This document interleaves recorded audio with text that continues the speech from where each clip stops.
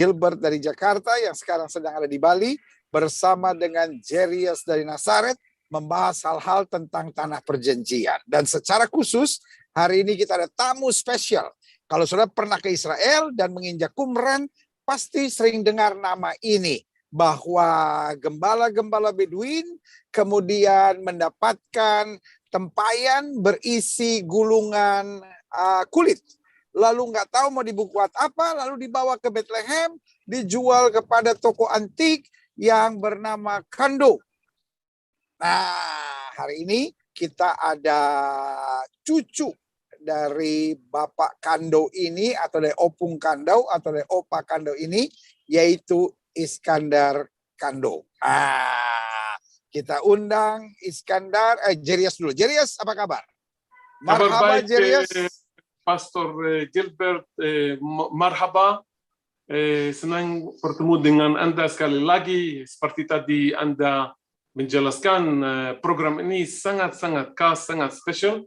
Karena tamu yang spesial, Iskandar Kando, cucu dari Kando, cucu dari orang yang pertama yang mendapat gulungan laut mati dari orang Bedouin. Dia orang pertama yang mendapat kitab Nabi Yesaya. Bayangkan, setelah 2000 tahun kitab itu disembunyikan di gua, ditemukan oleh orang Bedouin tahun 1947, dan dibawa ke Kando ini yang membeli dari orang Bedouin, dan dia bisa menghargai kitab itu, dia bisa tahu itu kitab Nabi Yesaya. Makanya kita di program ini, saya sangat senang bahwa bersama kami ada Iskandar Kando, cucu dari Khalil Kando yang membeli, Pak Khalil Kando, almarhum Pak Khalil Kando, yang membeli gulungan ini dari orang Bedouin, dan dia tahu itu, kenapa dia tahu bagaimana langsungnya cerita. Sebentar lagi kita akan mendengar dari mulutnya Iskandar Kando, cucunya.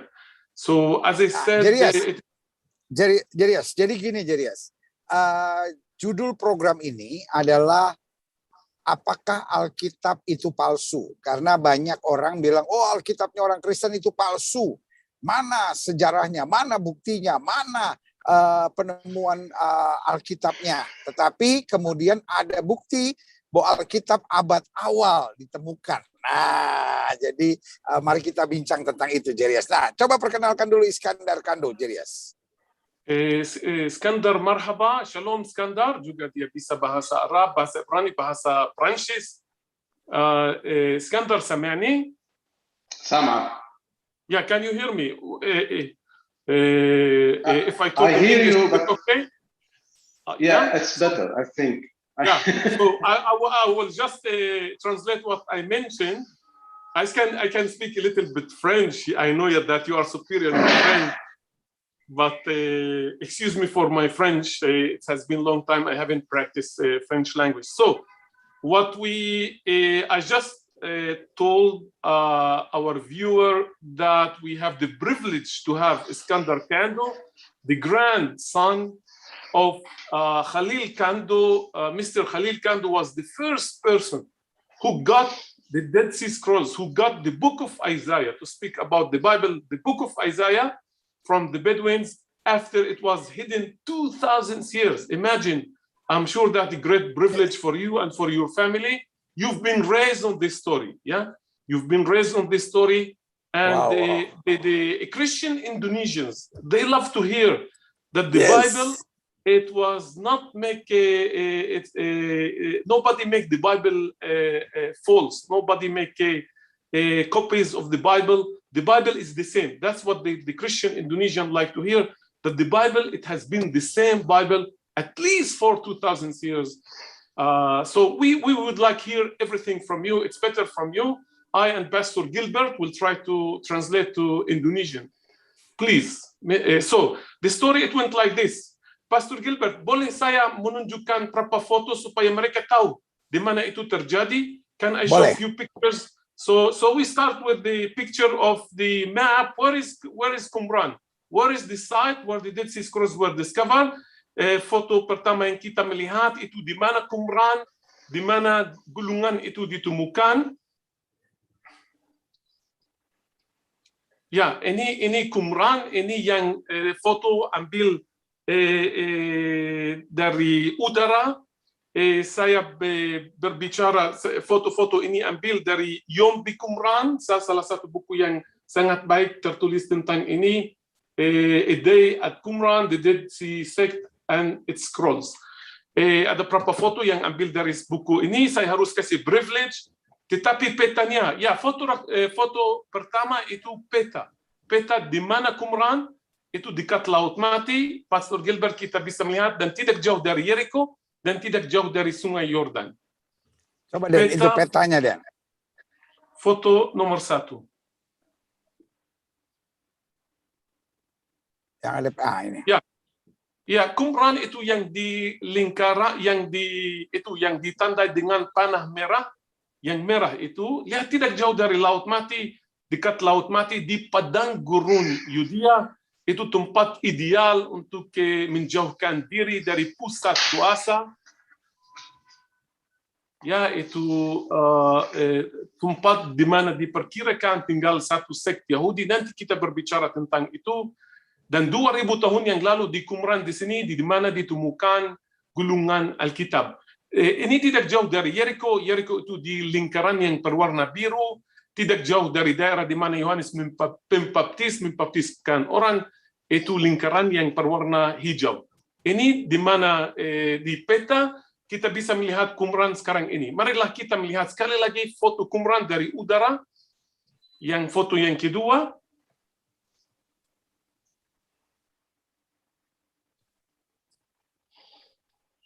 Ya, ini foto yang kedua dari Qumran. Ini gua-gua dari di mana gulungan ditemukan dari gua 1 sampai gua 11. Nanti kita akan membahas ini. Yang penting sekarang bersama kita itu Iskandar Kando, cucu dari Kando, orang pertama yang mendapat gulungan ini dari orang Bedouin. Kisahnya tahun 1947, sejarah modern tahun 1947, 3 orang Bedouin. Mereka sedang menggembalakan domba-domba mereka di daerah itu, di daerah Qumran.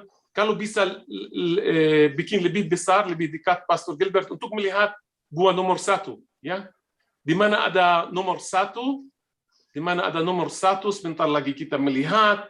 Di sana mereka menggembalakan binatang mereka hilang berapa kambing, mulai pencarian, dan setelah pencarian lama mereka sampai daerah nomor 1 itu, dan di sana buat mereka muncul satu gua, mereka capek, tidak mau masuk gua, mereka cuma mau memeriksa kalau binatang mereka, kambing mereka ada di dalam gua, mereka ambil batu dan mereka melemparkan batu itu ke gua itu, batu itu bikin suara bergema, mereka sangat semangat, mereka mendengar sepertinya batu itu kena keramik atau tempayan, dan menurut gembala mereka masuk gua itu, dan mereka melihat bahwa di gua itu ada 10 tempayan. Menurut mereka ada 8 yang kosong, 1 yang diisi tanah, dan 1 yang di dalamnya ada gulungan. Dan gulungan ini dibawa ke kakeknya Pak Iskandar. So these scrolls, the Bedouin from this cave, from this area, they brought it to Mr. Kando, grandfather of Iskandar, and from here and on we will hear the story from Iskandar himself.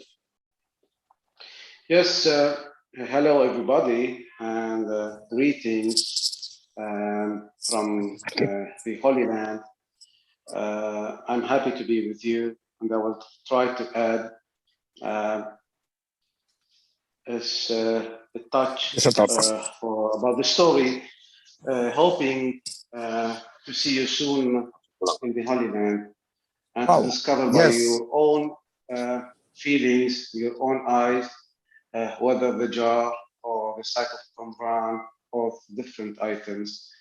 First of all, Iskandar dia menyapa Anda dari Holy Land. Ini sambutan dari Holy Land. Sekarang dia ada di Holy Land, di Tanah Suci, dan dia akan senang melihat Anda di masa depan dekat juga di Holy Land. Dia mau tambah info tentang hal ini karena ini kejadian yang penting sekali. So, most information you may find in the net concerning the dates of the discoveries that I will remind you with from 1947 up to 1953, where most of the discoveries took place within the 11 caves in Qumran. But I don't believe that everything happened just like this. Everything happened for a reason. If the scrolls reached my grandfather's hand, it was for a reason. Why? Because he is from the Aramaic Syriac church. Wow. Oh. Can I translate? Sorry to interrupt you. Yeah. Iskandar, dia katakan Anda sudah mendengar banyak tentang ini di internet dari sejak 1947, banyak info di buku, di internet, di mana-mana. Tapi menurut Iskandar yang terjadi ini, kejadian ini jauh lebih besar dari info, jauh lebih besar dari internet, dari semuanya. Karena gulunan ini sampai kakeknya itu bukan kebetulan. Dia isyaratkan bahwa di sini ada rencana Tuhan, bahwa gulunan ini sampai seorang yang bisa bahasa Aramaik, orang Syrian Orthodox yang bisa bahasa Aramaik. Please. So the very first scrolls reached the hands of my grandfather by the Bedouins, first because they know him. And they used to know him as someone who used to deal with antiquities. But maybe because the Bedouins have tried other ways to reach other buyers, but they could not succeed. And this was a sign from God, actually. Wow. Yes. Yeah, because it turned all over. And then finally, they met my grandfather, who immediately saw in his hand something of a great value. First, due to his culture, due to his capability of recognizing items, but yes, he could not tell immediately what does it look like and what is about that scroll. So he took them to the archbishop of the church in order to show them to the patriarch. Please, sorry to interrupt you. Translation. Please, go ahead. Our audience in Indonesian language. So, Iskandar, he says that, Iskandar, dia katakan bahwa gulunan ini waktu sampai ke kakek dia itu bukan kebetulan. Dia katakan pasti para gembala ini, orang Bedouin ini, pasti mereka coba menjual untuk antiquities dealer yang lain. Kakaknya dia terkenal juga sebagai orang penjual antik. Mereka menurut Iskandar pasti mereka coba yang lain, tapi justru begitu sampai kakek dia yang kenal juga mereka, yang pernah dia deal sama mereka, yang pernah dia bekerja sama mereka, tetapi ada sesuatu di sini yang dia mendapat, dia merasa itu sangat berharga. Merasa itu berkat yang besar. Dia tahu Iskandar seperti yang dikatakan bahwa ini bukan kebetulan. Ini rencana Tuhan. Peluang untuk sampai kakeknya itu peluang yang kecil sekali. Makanya tangan Tuhan, rencana Tuhan ada di kejadian ini. So, dan dia katakan bahwa kakeknya setelah mendapat ini, dia tahu ini sesuatu berharga sebelum dia melihat semuanya, intinya. Tetapi sebagai pakar antik, dia bisa menghargai, dia bisa tahu ini sesuatu yang sangat kuno, dan dia membawa ini kepada uskup Syrian Orthodox di Bethlehem. Uskup Syrian Orthodox di Bethlehem. Silakan. Please. Jadi, saudaraku yang kasih dalam Tuhan, seperti yang Iskandar bilang tadi menarik. Kenapa? Karena kalau saya bayangkan, ini wilayahnya lain, saudara. Ini wilayah dari Dead Sea. Jadi, can you later translate to Iskandar? Jadi ini wilayahnya Dead Sea. Dead Sea itu dekat sama Jericho gitu. Nah, lalu kemudian jadi pasti kalau dia temukan sesuatu, dia jualnya ke Jericho dulu gitu. Ngapain dia jual jauh sampai ke Bethlehem gitu ya kan? Dan sebelum Bethlehem masih lagi ada beberapa kampung-kampung lain gitu. Jadi benar kata Iskandar tadi, yang pertama bahwa dia Kristen. gitu. Yang kedua, dia adalah orang dari gereja Syria Ortodoks yang bahasa agamanya, bahasa doanya adalah Aramaik gitu. Nah, ditulisnya Alkitab itu gitu ya, gulungan itu dalam bahasa Aramaik gitu. Jadi Ibrani pendeta, dalam tapi Ibrani dekat Aram. Ibrani dan Aram sangat gitu. Jadi berdekatan. dalam bahasa Ibrani yang sangat berdekatan dengan Aram. Jadi akhirnya apa yang terjadi? Dia sangat bisa menghargai gitu, sangat bisa menghargai. Seandainya mungkin dijual ke toko antik biasa, ya udah jadi toko antik biasa gitu. Mungkin dijual sebagai antik, tapi ini dijual sebagai barang berharga, saudara. Wow, luar biasa. Ya, lanjut, Iskandar. Iskandar, وصلنا, we reached that your grandfather, he went to the Syrian bishop of Bethlehem. Yeah, so yes, I will not go into details to tell you what happened, discussions with the bishops and so on. But let's say that at a certain point, the bishop sold the scrolls to finance building a church, but luckily the scrolls reached the hands of the Israeli antique specialists, especially Sukenik. And with the help of associations, the 4 scrolls who were purchased by some organization, Christian organization, to help the Israeli antique specialists and researchers, managed to bring back the 4 scrolls on 4 separate boats to Israel in 1953. So the first 4 scrolls came back to Israel, and the 3 others were already in the hand of Sultan. But that's the very, very first part of this discovery, because we shall not forget that the discoveries that took place between 47 and 53 did not end here. It lasted for years. Why?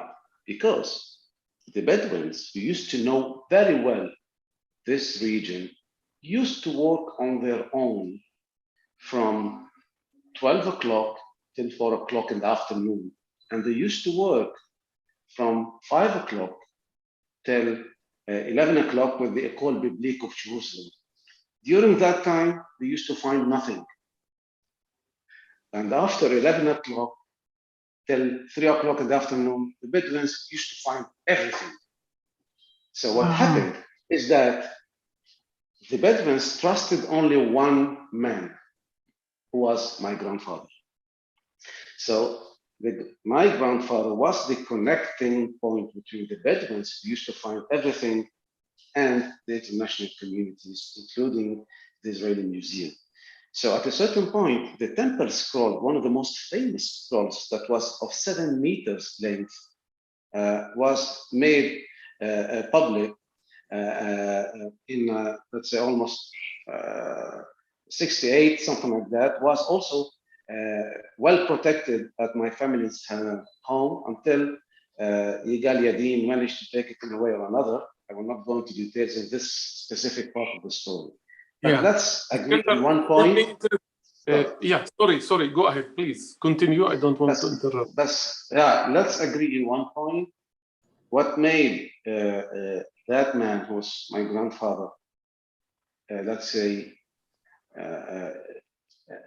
not as important, it's not that story, but as useful for the story, is that to which degree he was trusted by the Bedouins, who used to find everything, and he was sent by God to receive those holy scrolls from the Bedouins to make them, beautiful, let's say, offered to the public. Beautiful. Wow. Iskandar katakan bahwa uskup Syria bersama kakeknya mereka cari cara untuk sampaikan info ini. Dia tidak mau masuk di details. Di details.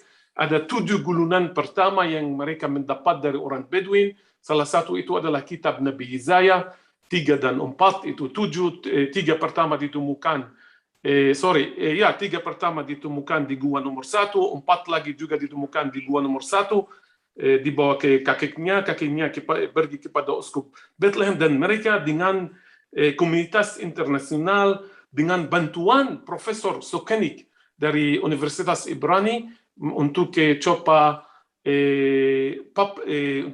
pamerkan ini, menyampaikan ini untuk semua dunia. Makanya dia melihat bahwa kakinya adalah ikatan yang penting di semua kisah ini. Karena orang Bedouin percaya kakinya, sangat percaya kakinya.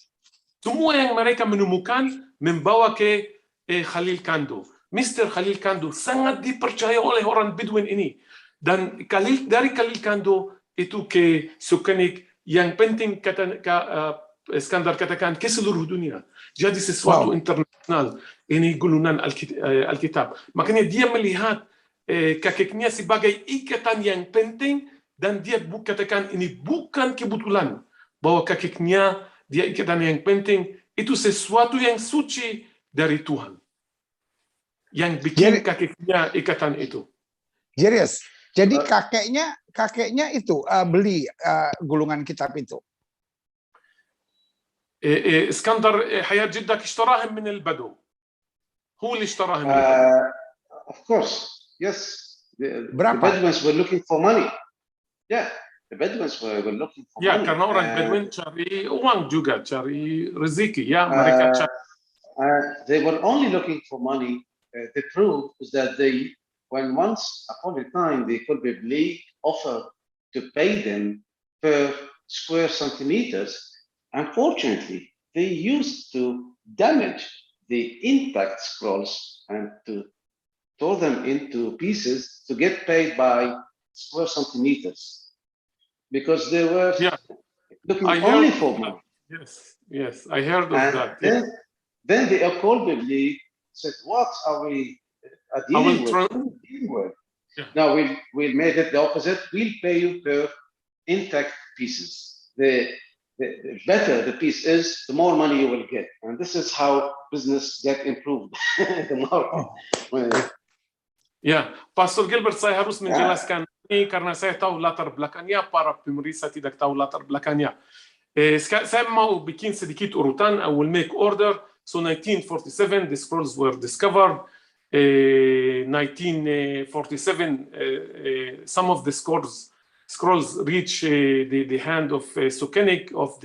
He bought it for the Hebrew University, for the Israeli government, and then 4 scrolls later on were published in Wall Street Journal. I'm making order, just simply making order.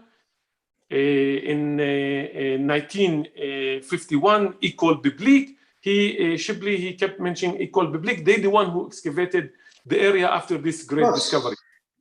Because Israel could not reach that area. Important what Iskandar said. That time, that was the West Bank. I will translate to Indonesian now. So saya urutan itu begini.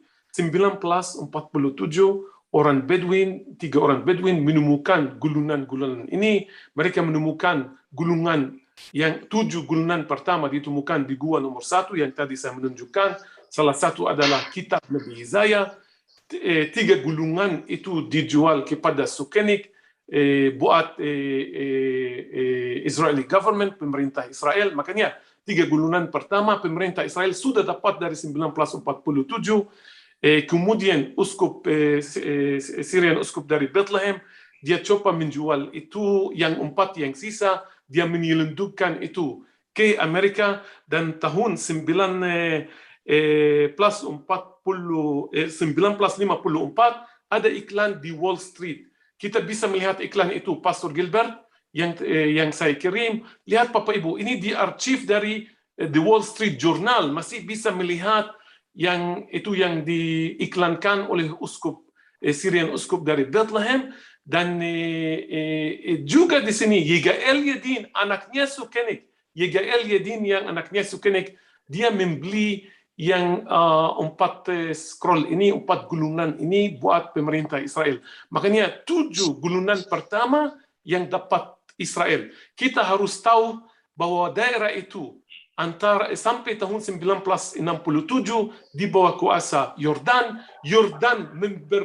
Yordan hanya percaya itu institusi Katolik namanya École Biblique untuk menggali tempat Qumran. 1951 mereka mulai penggalian arkeolog di sana, dan École Biblique mereka memberkerjakan orang Bedouin. Dan Iskandar katakan pasti tujuan orang Bedouin itu uang. Makanya ketika orang Bedouin menemukan pecah-pecahan dari gulungan, karena daerah itu ada ribuan dari pecah-pecahan. Marilah kita lihat maksudnya Iskandar pecah-pecahan atau potong-potongan dari gulungan. Saya kirim satu foto untuk ini yang gulungan yang lengkap, ini yang, dan ada pecah-pecahan dari atau potong, itu foto nomor 6. Foto nomor 6 potong-potongan supaya kita bisa mendapat ini yang Pak Iskandar berbicara tentang ini. Orang Bedouin supaya dia mendapat lebih uang, mereka menemukan satu seperti ini, dipotong sekali lagi supaya bikin 2 potongan dari ini, menjual 2 daripada 1. Itu how business went. Itu caranya kerja mereka. Tetapi yang kitab yang Nabi Isaiah yang mereka dapat itu tinggal utuh. 7 gulungan pertama dibeli oleh Sukenik dan hingga Al-Adin buat pemerintah Israel, dan itu gulungan yang utuh, itu rencana Tuhan. Banyak nanti gulungan ditemukan atau potong-potongan dari gulungan, dan itu sekarang 7 yang pertama di Museum Israel. Di bagian namanya Shrine of the Book yang dibikin khusus untuk gulungan Alkitab, khususnya gulungan paling termasyhur di dunia, paling terkenal di dunia, itu gulungan Nabi Isaiah. Pastor Gilbert, Iskandar, so كانوا يقطعون لشقف فهمت انه يقطعون لشقف مشان يكسبوا اكثر. هاي سمعتها بالضبط. Well, in a way, we have many stories about the tragedy of the Bedouins dealing with the scrolls and so on. But okay, thanks to the Bedouins who were looking for a treasure, they were able to relocate the first cave and discover the jars, but with no gold inside, only a few parchments in leather that was written at least 2,000 years ago. Only that. Which was the oldest copy of the Bible ever discovered, because the oldest copy we had was from the 10th century after Jesus Christ. Then 1947 we have in our hand another treasure sent by heaven, that is the oldest copy of the Bible, written by human beings maybe during the 2nd century BC. So let's say that Israel wanted to thank my grandfather by, first of all, you will see his picture in the Israeli Museum, and part of the story, the official part of the story, because you will never hear the true story written in any other notes or book. I could say part of it. The other part you will hear it live when you come to the store in Bethlehem to see the jar, one of the 3 jars in which the history scrolls were found. Yang indah yang Iskandar katakan bahwa orang Bedouin setelah mereka menemukan gua nomor 1 dan setelah mendapat gunungan ini, orang Bedouin mereka cari harta karun. Waktu mereka menemukan gulungan, mereka kecewa. Mereka kira ini emas atau perak, atau itu yang mereka cari. Waktu mereka masuk gua itu menemukan gulungan dari kulit, wow, mereka kecewa. Tetapi tetap mereka rencana Tuhan bahwa mereka membawa ini ke antiquities dealer, kakek dari Iskandar, dan dia yang bisa menghargai itu.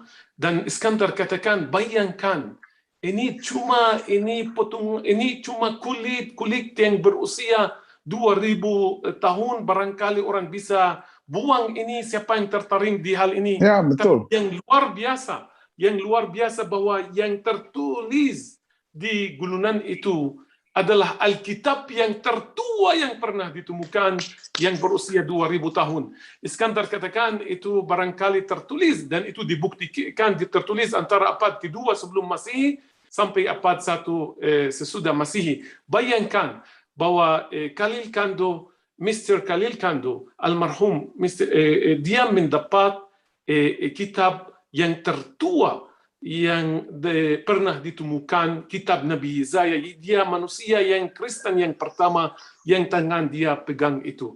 Dan dia katakan bahwa kakinya sangat dihargai oleh orang Yahudi dan orang Kristen, karena seperti Yigael Yadin katakan ini penemuan paling penting di sejarah modern buat dua agama Yahudi dan agama Kristen.